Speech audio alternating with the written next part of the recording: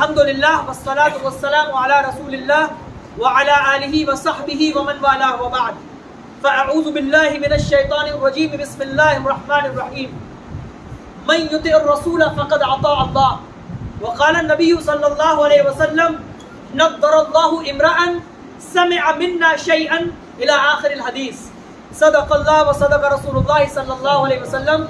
بلند آواز سے درود شریف پڑھ لیجیے. اللہم صل علی سیدنا مولانا محمد طب القلوب و دوائها وعافیت الابدان و شفائها ونور الابصار و ضیائها وعلى آلہ وصحبہ مبارک وسلم دائما ابدا صلاۃ تبقى وتدوم بدوام الملک الحی القیوم.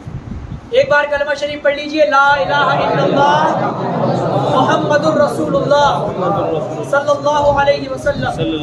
معزز سامعین کرام، آج 21ویں شب ہے رمضان کے مہینے کی، اور وہ عظیم شب میں سے یہ ایک شب ہے کہ جسے ہم شب قدر کے نام سے جانتے ہیں. یہ جو طاق 5 راتیں ہیں رمضان کے آخری عشرے کی، بزرگوں نے فرمایا کہ شب قدر انہی 5 میں سے کوئی ایک ہے، اور زیادہ جو رجحان ہے بزرگوں کا وہ 27 کی طرف ہے. میجورٹی یہ کہتی ہے کہ 27ویں شب ہے، لیکن عموماً علماء یہ کہتے ہیں کہ ان 5 میں سے ہی کوئی ایک ہے. تو آج یہ عظیم مبارک رات جو آلریڈی مبارک ہے، ہم اسے دوگنی مبارک کرنے کے لیے آج بخاری شریف کا درس آپ کے سامنے پیش کرنے کے لیے بیٹھے ہیں. ہماری گفتگو آپ کے مطابق ہوگی. میرے اس درس بخاری کا منہج اور طریقہ کیا ہوگا اسے میں پہلے بیان کر دوں. بہت گہری باتیں نہیں بتاؤں گا، بہت کیلو قال چیری پکنگ اور بہت زیادہ ہاٹ باؤنڈری نہیں کروں گا کہ یہ لفظ کیوں آیا، ایسا کیوں ہوا، عربی میں کیا. آپ سطحی گفتگو سمجھنے والے لوگ ہیں، قلیل العلم عوام ہے، تو اسی طرح کی میں گفتگو کروں گا. اس محفل کے بعد لائیو یا ویڈیو کوئی بھی اگر میری سنتا ہے تو وہ ہرگز میرے اس عوامی درس کو سن کر یہ نہ سمجھے کہ میں گہرائیوں کی بات نہیں کر رہا ہوں، بلکہ وہ میرے منہج کو میری زبان سے سمجھ لے کہ میں سطحی گفتگو کروں گا تاکہ میری عوام اور میرے سامنے بیٹھے لوگ سمجھ جائیں. میں وہ باتیں نہیں کروں گا جو علماء کے مطلب کی ہیں، ٹھیک ہے؟ وہ تب کی جائیں گی جب سامنے علماء بیٹھے ہوں گے. آج ہمارے سامنے جیسے لوگ ہیں ہم ویسی گفتگو کریں گے. اب بخاری شریف کا تعارف ہونا بہت ضروری ہے. قرآن کے بعد سب سے عظیم کتاب اسلام میں جو مانی جاتی ہے وہ بخاری شریف ہے. کون سی ہے؟ بخاری شریف. بولیے کون سی ہے؟ بخاری شریف. یہ حدیث کی وہ عظیم کتاب ہے. ابھی میں بتاؤں گا کہ امام بخاری کون تھے، کتنی بڑی شخصیت تھے، اور یہ بخاری شریف کیسے لکھی گئی، کس حالت میں لکھی گئی، اور یہ بخاری شریف ہم تک کس طرح پہنچی ہے. ساری ڈیٹیل میں آپ کو بتاؤں گا، تب آپ کو پتہ لگے گا کہ بزرگوں نے اس دور میں کہ جب پانی پینے کے لیے نل بھی نہیں تھے، کنویں سے پانی نکالا جاتا تھا، اس دور میں کہ جب لکھنے کے لیے کاغذ بھی نہیں تھا، پتھروں پر، لکڑیوں پر، اونٹ کی ہڈیوں پر، چمڑے پر، ان چیزوں پر کتابیں لکھی جاتی تھی. اس دور میں بزرگوں نے اتنی موٹی موٹی کتابیں لکھی کہ آج ہم پڑھ نہیں پا رہے ہیں ٹیکنالوجی کے دور میں، ہے نا. یہ ساری چیزیں آپ کے سامنے ہوں گی. تو میں اپنی گفتگو جو شروع کروں گا کتابوں کے تعارف سے. میری جو گفتگو ہے وہ بخاری شریف کی 4 بڑی بڑی شرح اس وقت میرے سامنے ہیں. میں آپ کو ان کتابوں کا تعارف کرا دوں.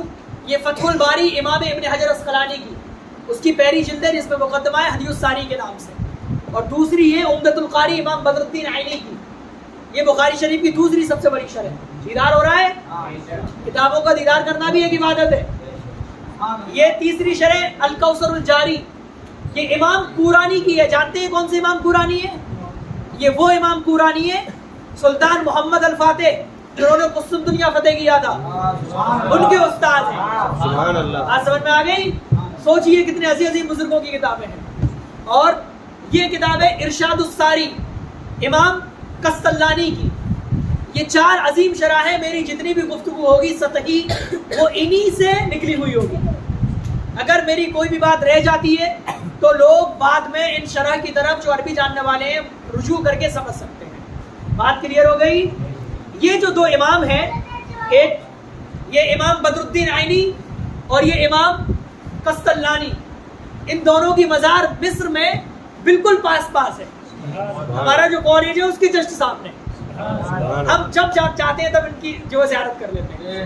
اور یہ جو ہیں امام ابن حجر اسقلانی، ان کی تقریباً ہمارے روم سے 2 کلومیٹر دور مزار ہے. ان کے یہاں بھی ہم کثرت سے جاتے ہیں. اتنے عظیم اماموں کی بارگاہ میں جانا ہوتا ہے نا. خیر، اب میں اپنی گفتگو شروع کرتا ہوں بخاری شریف کے مصنف اور رائٹر امام بخاری کے تعارف سے. امام بخاری کون تھے, کس زمانے میں تھے, اسلام میں اسلامی شخصیات میں ان کا رتبہ اور درجہ کیا ہے, یہ ساری چیزیں آپ کو آج سمجھنی ہے ان شارٹ. ٹھیک ہے, تو سب سے پہلے یہ سمجھیے کہ امام بخاری رضی اللہ تعالی عنہ, ان کی جو پیدائش ہوئی وہ 194 ہجری میں ہوئی. کتنی؟ 194 ہجری کا مطلب آج کتنی ہے, ابھی ہجری کتنی چل رہی ہے, 1446. کتنی چل رہی ہے؟ تو 194 مائنس کر دیجئے تو کتنا ہو گیا, تقریباً 1250, تقریباً 12.5 سال پہلے. ٹھیک ہے, اور امام بخاری کہاں پیدا ہوئے؟ بخارا میں, بخارا جو شہر ہے وہاں پر. اور ان کی وفات ہوئی, وفات کا مطلب ان کا انتقال ہوا 256 ہجری میں. کتنی؟ 256, تقریباً 62 سال کی عمر تھی امام بخاری کی. بہت پرانے بزرگ ہیں. اس دور میں آپ کہیں گے کہ امام بخاری کا دور رسول اللہ صلی اللہ علیہ وسلم کے دور سے تقریباً 150 سے زیادہ سال بعد کا ہے. اس کا مطلب یہ حدیث کی کتاب ہے. آقا صلی اللہ علیہ وسلم کے زمانے کے بہت بعد حدیثیں لکھی گئی, تو نبی کے زمانے میں حدیث کیوں نہیں لکھی گئی, یا پھر لکھی گئی یا نہیں لکھی گئی؟ ٹھیک ہے, اور اگر کچھ وقت تک نہیں لکھی گئی, بعد میں لکھی گئی, تو نہ لکھنے کا ریزن کیا تھا؟ یہ بات آپ کو سمجھنی بہت ضروری ہے, کیونکہ آج کل دنیا میں ایک فرقہ ہے جسے کہتے ہیں اہل قرآن. کیا کہا جاتا ہے؟ وہ کہتا ہے ہم تو صرف قرآن کی مانیں گے, ہم نہیں مانتے حدیث. وہ حدیث کا انکار ہی کر دیتے ہیں, اور ان کی دلیل کیا ہے کہ نبی کے زمانے میں نہیں لکھی گئی. ان کی دلیل کیا ہے؟ نبی کے زمانے میں. ایسے دعوے وہی کر سکتا ہے جو کنویں میں تیرنے کا عادی ہو, سمندر کی اسے بھنکی نہ لگی ہو, ہے نا, اور جو سمندر میں تیرتا ہو اسے پتا ہے نا کہ سمندر کی گہرائی میں کیسے کیسے ہیرے نکلتے ہیں. کنویں میں کیا ملنے والا ہے سوا گارے کے, ہے نا.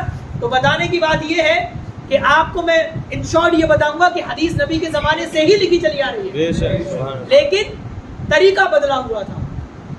اور نبی نے شروع کے زمانے میں کیوں منع کیا تھا حدیث لکھنے سے صحابہ کو, اس کا ریزن میں بتاؤں گا. پھر بعد میں اجازت کیوں دی, اور سب سے پہلے مجھے یہ بتانے کی ضرورت ہے کہ حدیث کسے کہتے ہیں. حدیث کسے کہتے ہیں؟ دیکھیں, حدیث کہا جاتا ہے ایسا قول, قول کا مطلب اسٹیٹمنٹ, منہ سے نکلی ہوئی بات, ایسی بات یا پھر ایسا کام یا پھر ایسا جاری کیا ہوا کام جس کی نسبت رسول اللہ صلی اللہ علیہ وسلم کی طرف ہو. یعنی کسی بات کو نبی نے اپنی زبان سے فرمایا ہو, اسے بھی ہم کیا کہیں گے؟ حدیث. بہت آسان کر کے سمجھاؤں گا, اسے کیا کہیں گے؟ حدیث. یا رسول اللہ صلی اللہ علیہ وسلم نے کچھ کیا ہو, اسے بھی ہم کیا کہیں گے؟ حدیث. یا پھر رسول اللہ علیہ السلام نے کسی کو کچھ کرتے ہوئے دیکھا ہو اور اسے اس سے روکا نہ ہو, اسے جاری رکھا ہو, اسے بھی ہم کیا کہیں گے؟ حدیث. یہ تینوں چیزیں حدیث میں داخل ہوتی ہیں. ٹھیک ہے, عربی میں کہا جاتا ہے ما اضیف الی النبی صلی اللہ علیہ وسلم من قول او فعل او تقریر. اس کا ترجمہ میں نے عام زبان میں آپ کو بتا دیا. بات کلیئر ہوئی؟ تو حدیث کسے کسے کہیں گے؟ آقا نے زبان سے کچھ فرمایا ہو, آقا نے اپنے جسم مبارک سے کچھ کیا ہو, یا آقا نے کسی کام کو دیکھ کر اسے جاری رکھا ہو, منع نہ کیا ہو. یہ ہے حدیث. تو اب جیسے یہ کتاب ہے, یہ صحیح بخاری, بخاری شریف کتاب ہے, تو یہ حدیث ہوئی یا پھر حدیث کی کتاب ہوئی؟ نہیں, غلطی کر گیا. حدیث تو وہ ہے نا جو اس میں ایک ایک لائن, دو لائن جو باتیں ہوں گی, جو نبی کا ذکر ہوگا. حدیث اس کو کہا جائے گا جو اسٹیٹمنٹ اس میں ذکر کیا گیا ہے, لیکن یہ حدیث نہیں, حدیث کی کتاب ہے. کیا ہے؟ حدیث کی کتاب. اب میں یہ کیوں بتا رہا ہوں, جب آگے کی چیزیں بتاؤں گا تو اسی پہ ڈیپینڈ ہوگی. بات سمجھ میں آ گئی؟ حدیثوں کا مجموعہ کر دیا, کلیکٹ کر دیا, پوری کتاب بن گئی. اب رسول اللہ صلی اللہ علیہ وسلم نے شروع کے زمانے میں کچھ صحابہ سے یہ کہا کہ لا تکتبوا عنی غیر کتاب اللہ, کہ اللہ کی کتاب یعنی قرآن کے علاوہ میری کوئی بھی بات مت لکھو, مجھ سے تم جو بھی چیزیں سنتے ہو, کیونکہ اس دور میں قرآن بھی نازل ہو رہا تھا آقا علیہ السلام پہ, تو کچھ صحابہ جو ہے قرآن لکھنے پر بھی معمور تھے. نبی نے فرمایا کہ آج اللہ نے مجھ پہ یہ نازل کیا, لکھو, تو صحابہ لکھتے تھے. وہیں کچھ صحابہ آقا صلی اللہ علیہ وسلم کی باتیں بھی نوٹ کرتے تھے. حدیث نبی کی بات نا, اور قرآن اللہ کا کلام اور حدیث نبی کا کلام. تو کچھ صحابہ قرآن لکھتے تھے, کچھ حدیث لکھتے تھے. تو آقا علیہ السلام نے منع کیا کہ اے میرے پیارے صحابیوں, مجھ سے ابھی کوئی اور بات مت لکھو سوا قرآن کے. تو اب یہ اہل قرآن چلاتے ہیں کہ ارے تمہاری تو حدیث میں بھی یہ بات ذکر ہے، تمہارے نبی نے خود بنا دیا. ہم کہتے ہیں ابے گدھو، ہر چیز کا ایک کانٹیکسٹ ہوتا ہے، ہر چیز کا ایک سندرب ہوتا ہے. کوئی چیز اگر نبی نے بیان فرمائی تو دوسری روایتوں میں یہ بھی تو ہے نبی نے فرمایا قید العلم بالکتابہ، کہ علم کو لکھ کر قید کر لو. یہ حدیث نہیں دکھتی تمہیں؟ یہ بھی تو حدیث دکھنی چاہیے. اور بھی تو حدیث ہے نا، آقا علیہ السلام نے کچھ صحابہ سے کہا کہ لکھ لو، وہ نہیں دکھتی. تو آخرکار یہ دو طرح کی حدیث ہے کہ وہ ان کا کانٹیکسٹ سمجھنا ہے. دیکھیں شروع کے زمانے میں قرآن اتر رہا تھا. کیا اتر رہا تھا؟ بولیے کیا اتر رہا تھا؟ قرآن. آقا علیہ السلام نے قرآن اترنے اور لکھے جانے کے زمانے میں قرآن کے علاوہ کوئی اور بات لکھنا اس لیے منع فرمائی تھی کہیں اللہ کے کلام میں انسان کا کلام مل نہ جائے، کہیں اللہ کے کلام میں ملاوٹ نہ ہو جائے، بس اس لیے منع فرمایا. اور جب قرآن پورا نازل ہو گیا یا پھر صحابہ کو اتنا علم نبی سے مل گیا کہ وہ تمیز کر سکیں اللہ کے کلام میں اور بشر کے کلام میں، تو نبی نے اجازت دی کہ اب لکھو، اب تمہیں اجازت ہے. بات سمجھ میں آ گئی؟ دس از دا کانٹیکسٹ آف بوتھ حدیث. دونوں حدیثوں کا کانٹیکسٹ یہ ہے. بات سمجھ میں آ گئی؟ اب تو چکر میں نہیں پڑیں گے، اب تو کنفیوژن نہیں ہونا چاہیے نا. خیر اب آگے بڑھتے ہیں. پھر آقا علیہ السلام کے زمانے میں صحابہ نے بھاری تعداد میں حدیثیں کیوں نہیں لکھی؟ بہت سی حدیث لکھی، کتابیں بھی لکھی چھوٹی چھوٹی، لیکن یہ جو اتنی موٹی موٹی ہے جو بعد میں لکھی گئی، یہ کیوں نہیں لکھی گئی؟ ان کے بہت سارے ریزن ہیں. سب سے بڑا ریزن یہ کہ صحابہ کرام کا دماغ بہت تیز تھا.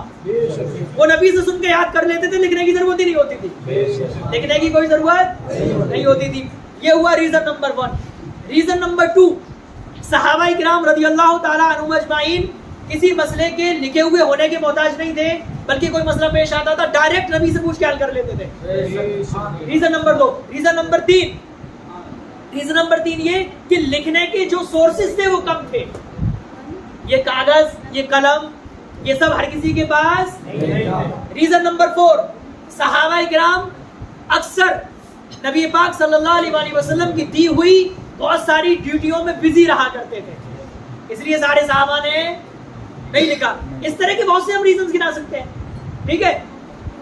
پھر سب سے پہلے جس نے حدیث کو لکھا صحابہ کے زمانے میں لکھی گئی، خود صحابہ کے کچھ صفات حضرت ابوبکر صدیق نے خود صدقہ کی حدیثیں لکھ کر تمام لوگوں کو پیش کی تھی. تو صحابہ نے حدیث لکھی، لیکن اس طرح نہیں لکھا گیا. ظاہر ہے کہ زمانے کے حساب سے سورسز اور طریقے بھی بدلتے ہیں.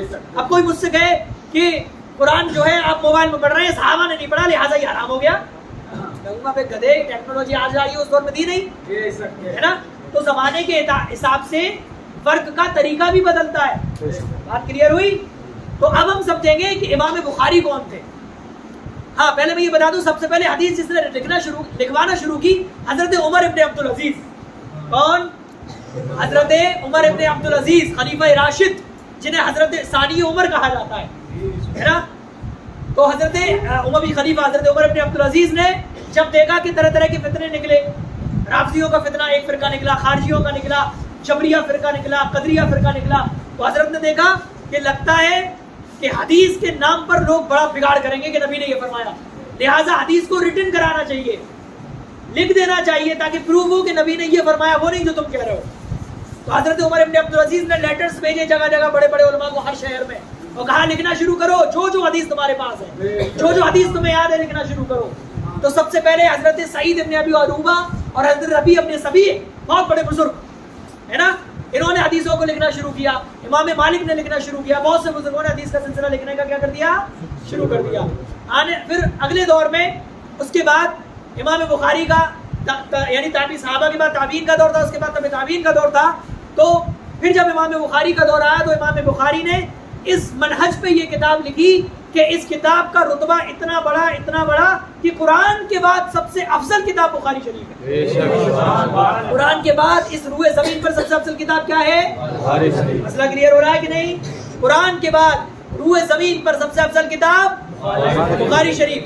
لکھنے والے امام بخاری ہیں. امام بخاری کی پیدائش ہم نے آپ کو بتا دی کب ہوئی، کہاں ہوئی. اب یہ دیکھیں کہ امام بخاری نے یہ لکھی کیوں، امام بخاری نے یہ لکھی کیوں، یعنی وہ کون سا ریزن تھا کہ جس ریزن نے امام بخاری کو ابھارا کہ آپ بخاری شریف لکھو. تو امام بخاری، یہ فتح الباری کا مقدمہ حدیث الساری، اس میں امام ابن حجر اسقلانی نے لکھا ہے کہ امام بخاری سے لوگوں نے یہ سنا کہ رأیت النبی صلی اللہ علیہ وسلم وکأننی واقف بین یدیہ وبیدی مربحۃ اذب بہا عنہ، کہ میں نے خواب میں دیکھا کہ میں آقا صلی اللہ علیہ وسلم کے پہلو میں کھڑا ہوں پنکھا لے کر، اور میں آقا علیہ السلام کی ہوا کر رہا ہوں، آقا علیہ السلام کی کیا کر رہا ہوں؟ تو امام بخاری کہتے ہیں جب میں اٹھا تو میں نے خواب کا علم جاننے والے معبر سے اس کی تعبیر پوچھی، میں نے کہا کہ ذرا بتائیے اس کا کیا مطلب ہے؟ تو معبر نے کہا ہے بخاری یہ خواب اس طرف اشارہ کر رہا ہے کہ انت تذب عنہ الکذب، کہ حدیث کے نام پر نبی کی طرف جو جھوٹ منسوخ کیا گیا ہے تم نبی سے اس جھوٹ کو دور کرو گے، یعنی تم سچی حدیث کا ذکر کرو گے، سچی حدیثیں لکھو گے، اور نبی کے نام پر جو حدیث کے نام پر جو جھوٹ ہے اسے کیا کرو گے؟ دور کرو گے۔ پھر امام ابن حجر اسقلانی کہتے ہیں یہی خواب تھا جس نے امام بخاری کو آستین موڑنے پہ مجبور کیا کہ کتاب لکھیں۔ بات سمجھ میں آئی؟ تو اتنا عظیم خواب جو امام بخاری نے جو ہے دیکھا، اور آقا علیہ السلام، اور سنیں اس بخاری شریف کے اندر یہ جو پوری کتاب ہے اس کے اندر عموماً جو حدیثیں بتائی جاتی ہیں کہ کتنی ہیں، امام بخاری کو حدیثیں یاد کتنی تھی پہلے یہ سنیے، منہ زبانی حدیثیں کتنی یاد تھی۔ امام بخاری کے والد کا انتقال ہو گیا تھا، یتیم پلے تھے، یتیم، اور یتیمی کی حالت میں ہی دور دور سفر کیا، کتنی دور جاتے تھے سفر کرنے۔ یہ تو بزرگان دین جب ذکر کرتے ہیں کتابوں میں تو پڑھ کے روح کانپتی ہے۔ امام بخاری کہتے ہیں میں نے اس بخاری شریف کے میں نے حدیث اکٹھی کرنے کے لیے بہت لمبے سفر کیے، تقریباً 6 لاکھ حدیثیں میں نے یاد کری۔ کتنی حدیثیں میں نے یاد کری؟ 6 لاکھ حدیثیں یاد کی، اور کہتے ہیں ان 6 لاکھ میں بھی میرے نزدیک جس کی سند سب سے زیادہ مضبوط تھی صرف اتنی ہی تھوڑی سی تعداد میں نے اس کتاب کے اندر لکھی ہے۔ اب سوچئے 6 لاکھ یاد تھی اور اس بخاری کے اندر صرف 7275 حدیثیں ذکر ہیں۔ کتنی یاد تھی؟ کتنی یاد تھی؟ اور ذکر کتنی کری؟ 7275۔ اور میرے پاس یہ جو نسخہ ہے اس میں 7563 کی تعداد ہے، کیونکہ محقق کی تحقیق کے حساب سے کبھی نمبر ہی بدل جاتی ہے، اس لیے کنفیوز مت ہوئیے گا، ٹھیک ہے؟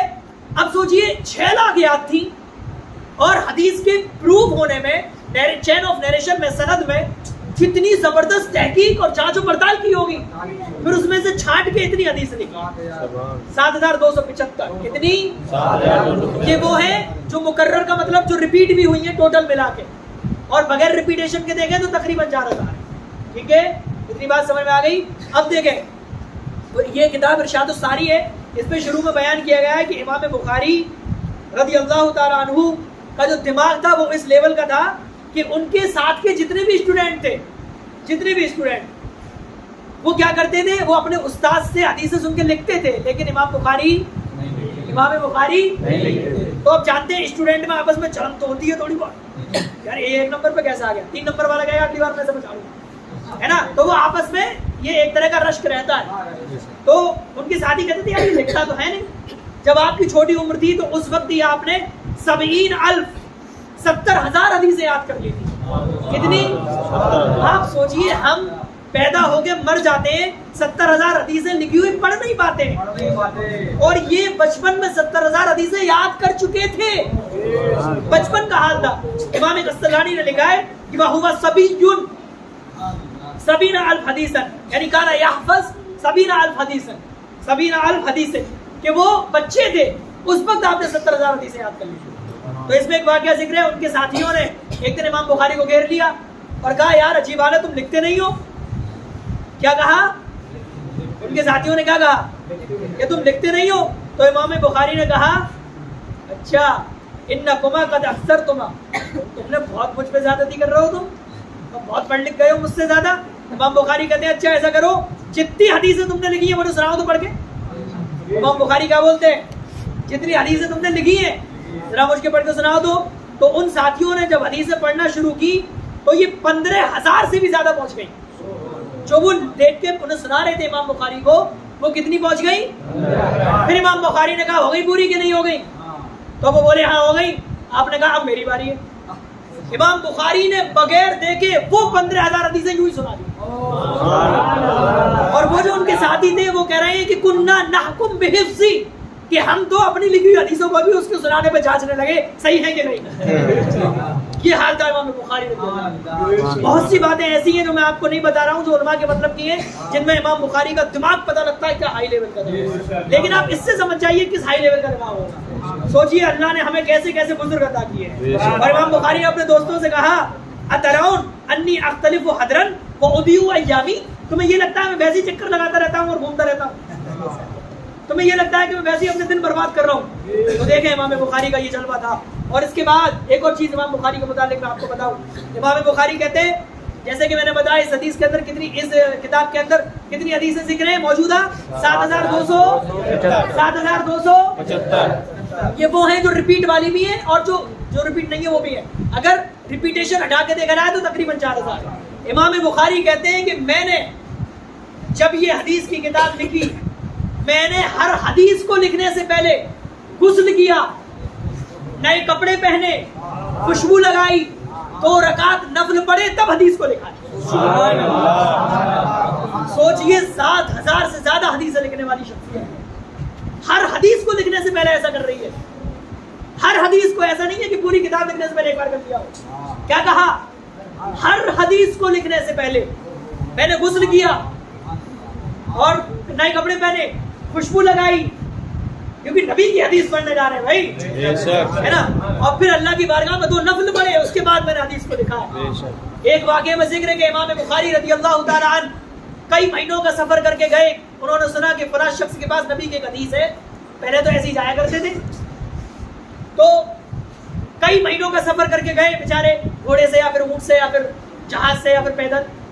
جب اس شخص کے پاس پہنچے گے، اس کے پاس ایک حدیث ہے، میں اس سے حدیث لے لوں۔ جب دیکھا وہ شخص مسجد میں کعبے کی طرف پیر پھیلا کے بیٹھا تھا، کعبے کی طرف پیر پھیلا کے بیٹھا تھا، تو امام بخاری نے دیکھا اور واپس چلے آئے گھر پہ۔ کہاں چلے آئے؟ گھر پہ۔ لوگوں نے کہا حضور آپ اتنے لمبے مدت کے لیے محنت و مشقت کر کے ایک حدیث لینے گئے تھے اور اس شخص کو دیکھا واپس لوٹ آئے۔ کہا کہ جو شخص کعبے کا احترام نہیں کر سکتا، کیا پتا وہ نبی کے نام پہ جھوٹ بول جائے؟ کیا پتا وہ نبی کے نام پہ جھوٹ بول جائے؟ یہ حال تھا بزرگوں کا، کتنا احتیاط تھا۔ ہمارے یہاں سٹے کا کما رہے ہیں، چندہ کھا رہے ہیں، لیکن کچھ کہہ دیں گے ہاں ان کی بات صحیح ہے، کب جب اپنے مزاج میں آ جائے تو ان کی بات۔ اور مفتی صاحب سینکڑوں کتابوں کے ثبوت دے دیں، مفتی صاحب چلا چلا کے پریشان ہو جائے، گلے میں ہوری نیس ہو جائے، لیکن مفتی صاحب کی نہیں مانی رہی۔ یہ مزاج ہے ہمارا۔ اللہ تعالیٰ ہمارے نفس کی خباثت سے ہمیں بچائے۔ اتنی بات کلیئر ہو گئی؟